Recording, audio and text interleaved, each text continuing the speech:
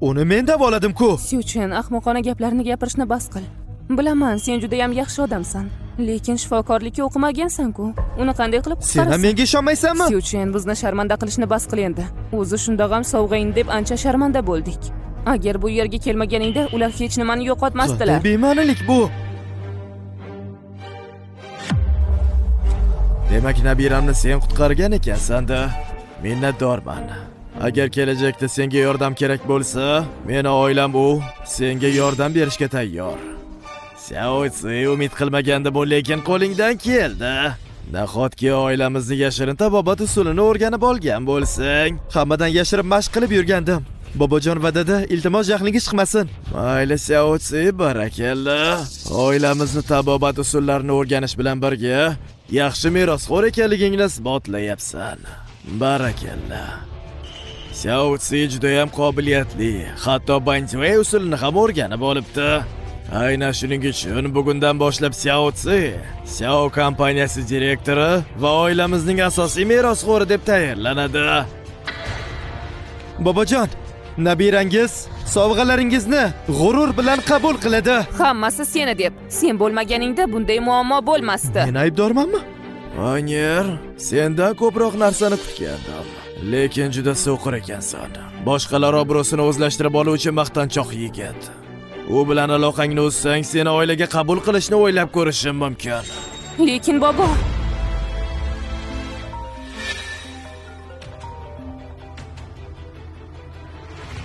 aytgancha aytishni unutibman. Bizni bolakayni qutqargan odamlar Syu oilasidan emasdi. U yigitning ismi boshqa edi. Syuchen edi.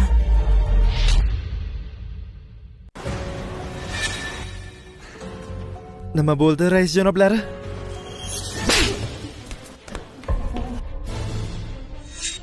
Rais janoblari, nima bo'ldi? Onson qutulganingga shukr qil. Qarshimda turib boshqa inson obro'sini o'zlashtirmoqchi bo'ldingmi? Nima o'lging kelyaptimi?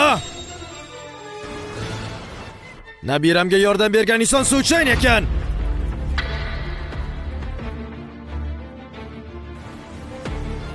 Bu senmisan? Ha, yigitcha meni ma'zur tut. Qariligim pand beryapti. Yaxshilik qilgan insonni ko'rmay qolibman. Iltimos, aybga buyurma. Hammasi joyida, janob. Syuchen, shundan ham uni hayotini qutqarib qoldingmi? Boydan bir aytyapman, hech kim ishonmayapti-yu. Rais janoblari, menimcha adashyapsiz. U shunchaki Xiaowanierning eri. Bizni oilamiz uchun begona u. Tabobatni bilmaydi, qanday qilib u davolagan bo'lishi mumkin? Raisu, nabirangizni ahvolini hammamiz ko'rdik. Kasallik rivojlangan edi. Qanday qilib Syuchen uni davolagan bo'lishi mumkin? Raisu, balki yana bir bor tekshirib ko'rarsiz. Nima? Gaplarimni shubha ostiga qo'yapsizmi?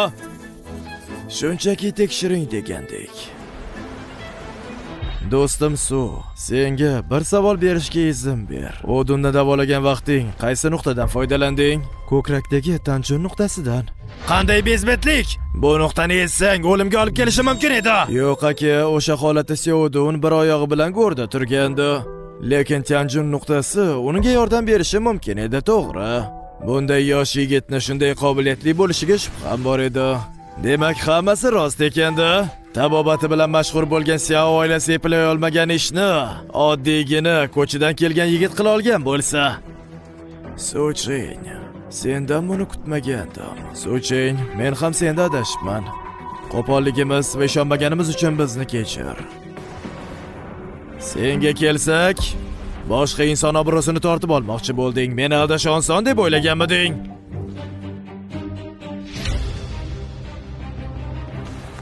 Meni kechiring, rais janoblari. Boshqa qaytarilmaydi. Ko'zim ko'r bo'lib qolibdi, iltimos kechiring. Syuchenga tegishli shuhratni olib qo'ymoqchi bo'lganing uchun mendan emas, Syuchendan uzr so'rashing kerak. Syuchen, iltimos meni kechir. Boshqa qaytarilmaydi. Uni nima qilmoqchi ekanligingni ayt. Bir so'z aytsang bas. Hayotingdan uni yo'q qilaman. Yo'q, kerakmas. Iltimos meni kechir. Iltimos kechir meni. Syuchen, nima bo'lsa ham u meni qardoshim. Ha. Bo'ldi, yo'qola.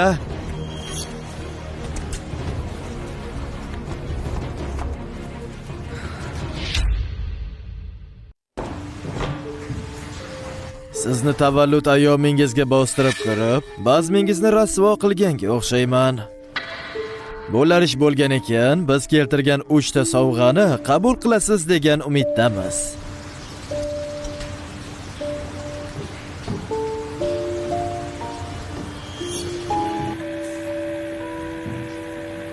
Bularni kim olib keldi? Iltimos raisu, biz bergan tuhfalarni baholab bersangiz. Nefritdan tayyorlangan joylar buyumi. Xoqonlarga tegishli bo'lgan buyum bu. Agar sovg'alarimiz rais uga yoqsa, otamiz oldida obro'yimiz ancha rivojlanadi. Siz olib kelgan buyumlar oliy nasablarga tegishli emas. Rus nefritidan tayyorlangan, yaxshi ishlangan nusxa xolos. Sifati men sizga aytsam ancha yaxshi chiqibdi. Bo'lishi mumkin emas. Bu nusxa emas, asl molni o'zi-ku. Meni qobiliyatlarimga shubhang bormi? Sen olib kelgan bu tuhfang asl mol emas. Bu esa sunlar davridagi rasmning nusxasi ekan. Xiao borcha aytaman, xafa bo'lma. Oila vakillaring seni uncha hurmat qilmas ekan. Tushunmadim. Bu yana nimasi?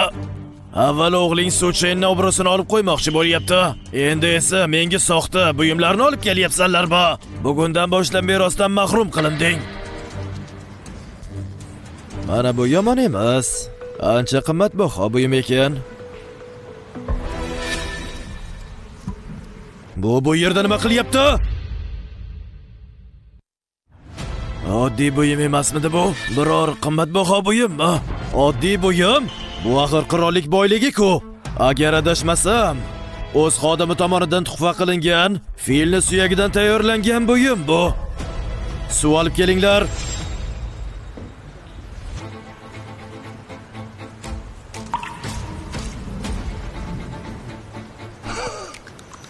Ha, to'g'ri.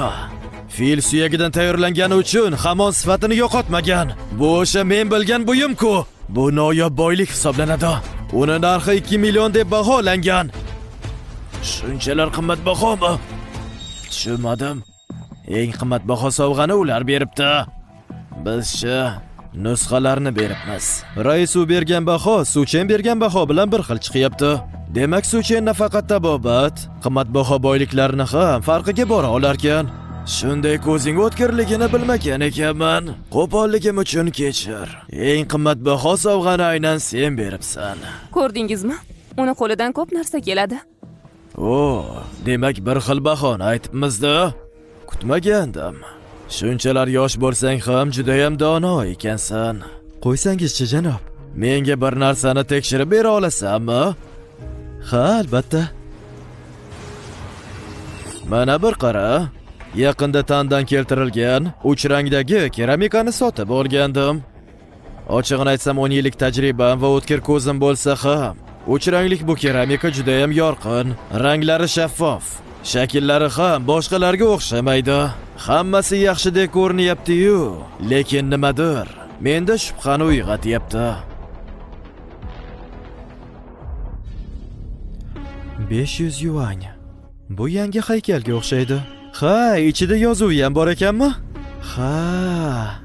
Buyumlar ichidagi yozuvlarni ham ko'ra olarkanman-da. Bu soxta haykalni Janjuy tayyorlagan. Bu tanlik keramika rostdan ham qoyilmaqom ishlangan ekan. Ha, suvga katta baho berganga o'xshayman. Qobiliyati yo'q ekan. Bir savolim bor. Bu narsani nech pulga sotib oldingiz o'zi? 30 million. 30 million havoga sovurilganga o'xshaydi.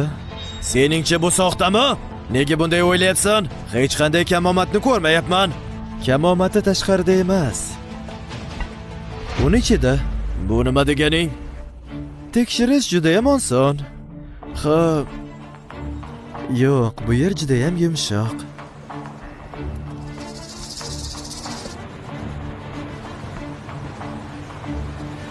Suchen, qo'lingda 30 millionlik buyum turibdi. Rais janoblar bilan muammo bo'lsa, bizni oilamiz ham muammo ostida qoladi. Suchen, amin bo'lmasang bu ishingni qilma. 30 millionni to'lab bera olmaymiz. To'xta!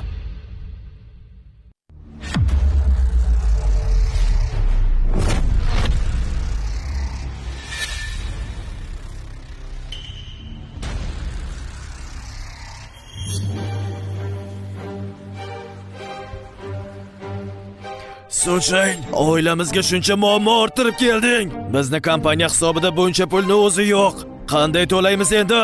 Oilamiz butkul yo'qolib ketishini istayapsanmi? Janob, bu So'changning o'z qarori edi. Bizni oilamizni bunga aloqasi yo'q. Fikringizni juda ham tez o'zgartirasiz-a? Men So'changga ishonaman. U bu buyimni sindirgan ekan. Demak, u qalbaki. Ko'zingizni ochib, mana bu yozuvlarga bir qarang. Yozilgan hierogliflarga qaraganda, bu nusxasi ekan. Buni qanday bildi?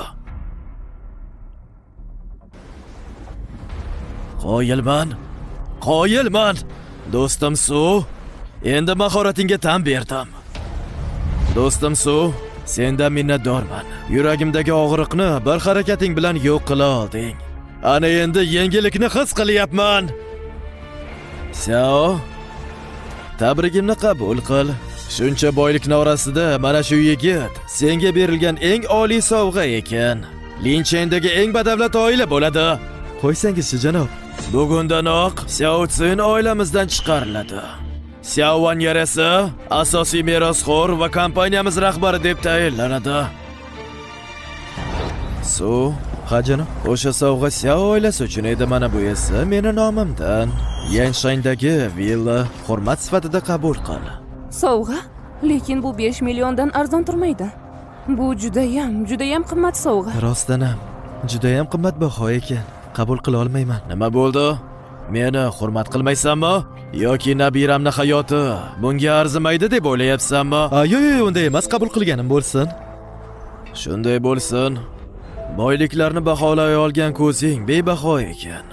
Kelajakda yana senga murojaat qilganim bo'lsin. So'chen, kasalxonadan xabar berishdi. Oying ko'zlarini ochibdi. Unda hozir hammasi yaxshi ekan. Ajoyib. Tushundim. Hozir yetib boraman. So'chen, meni kechir. Sen bilan birga kasalxonaga bora olmayman. Laboratoriyamizda muammo chiqibdi. Hoziroq uni hal qilgani borishim kerak. Ha, albatta, boraver. Janob Su, onangizning ahvoli mo'tadillashdi. Endi shunchaki dori qabul qilsalar bo'ldi. Istalgan kuningiz uyga javob berishimiz mumkin. Lekin bir oycha shu yerda qolganlari ma'qul. Men yaxshiman. Kasalxona juda qimmat. Bir kunni o'zi 1000 yuan turadi-ya. Oyi, hammasi joyda. Muammolar hal qilindi. Ha, janob Su bilan boshlig'imiz ancha yaqin ekanlar. Puling bordir, lekin baribir bu yerdan chiqishni xohlayman. Bu yer menga noqulay. Unda mayli chiqamiz. Yangi uyga boramiz. Yangi uy? Bunga pulni qayerdan olding? Oilamiz kambag'al bo'lishi mumkin, lekin bunday noqonuniy ishlar bilan shug'ullanib yurmagin, xo'pmi? Xavotir olmang.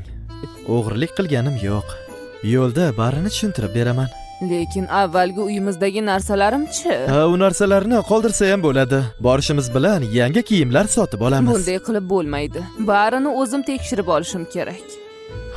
Xo'p, mayli. Unda dam olib turing. Men uyga borib kelaman.